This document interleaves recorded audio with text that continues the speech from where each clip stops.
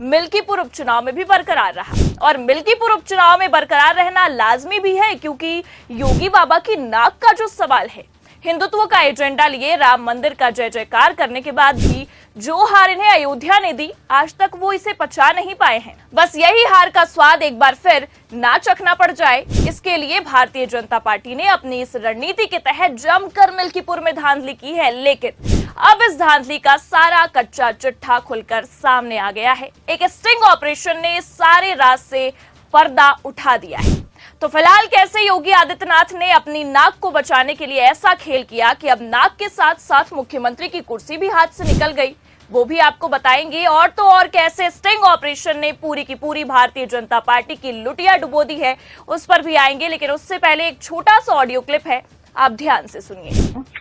हाँ सर बताइए।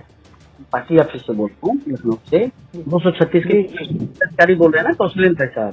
जी जी जी जी जी। टारगेट पूरा हो गया भाई साहब? टारगेट जी जी 48 में थे या 30 में? नहीं, हम 36 में हैं। ओके ओके, थैंक यू भाई साहब, जीवन भर आपका एहसान याद रहेगा। नहीं सर है, महाराज जी के सम्मान का मामला है। ठीक है जी जी सर, जी सर। तो ये जो ऑडियो आपने अभी सुना, ये ऑडियो खुद समाजवादी पार्टी अध्यक्ष और उत्तर प्रदेश के पूर्व मुख्यमंत्री अखिलेश यादव ने अपने सोशल मीडिया अकाउंट एक्स पर पोस्ट किया और साथ में ये भी लिखा है कि ये है पीठासीन अधिकारियों की सच्चाई का स्टिंग ऑपरेशन, जो सत्ताधारी के लिए फर्जी मतदान का टारगेट पूरा कर रहे हैं। इनके बूथों पर तुरंत चुनाव रद्द किया जाए और इन्हें प्रथम दृष्टया ऑडियो सबूतों के आधार पर निलंबित किया जाए और फिर उचित न्यायिक कार्रवाई के बाद बर्खास्त भी। अधिकारियों की चुनावी धांधली और हेराफेरी के ऐसे और भी वीडियो और ऑडियो आ रहे हैं। जब इनकी नौकरी जाएगी और समाज में बदनामी होगी, शायद तब इनका ईमान और जमीर जागेगा। सरकार इनका इस्तेमाल करके अपना हाथ झाड़ लेगी, तब ये जेलों में होंगे और अपने समाज, परिवार और बच्चों की नजर में अपमान की जिंदगी जिएंगे।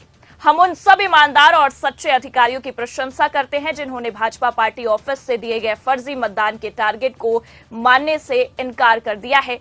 सर्वोच्च न्यायालय और निर्वाचन आयोग लोकतंत्र के ऐसे दुश्मनों का तत्काल संज्ञान ले। और ये पोस्ट लिखते हुए साथ में अखिलेश यादव ने यूपी पुलिस और चुनाव आयोग को टैग भी किया है। लेकिन असल मुद्दा तो अब आया है।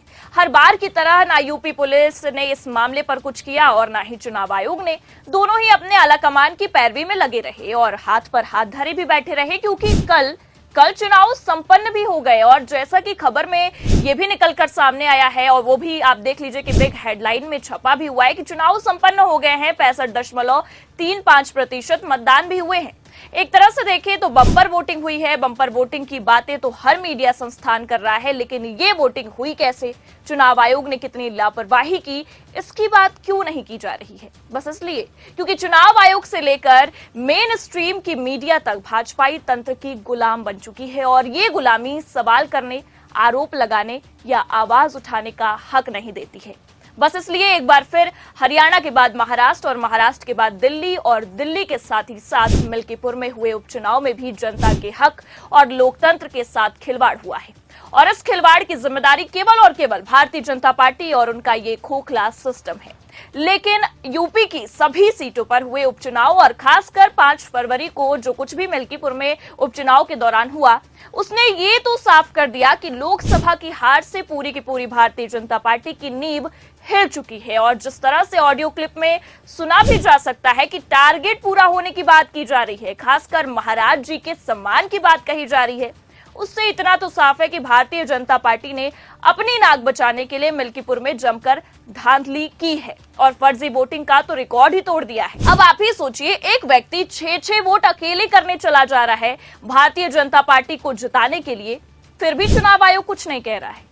ये है हार का डर, क्योंकि जनता में इनकी लोकप्रियता कितनी बरकरार है ये अब अच्छी तरह से समझ चुके हैं। बस इसलिए लोकसभा में अयोध्या की हार से बौखलाई बीजेपी ने इस बार शाम दाम दंड भेद चारों ओर से रणनीति अपनाते हुए खेला किया है। लेकिन हरियाणा, महाराष्ट्र में तो नहीं, पर यूपी की अयोध्या की मिल्कीपुर सीट पर खेला करके बेचारी भारतीय जनता पार्टी और खासकर योगी आदित्यनाथ अब बुरा फंस गए हैं।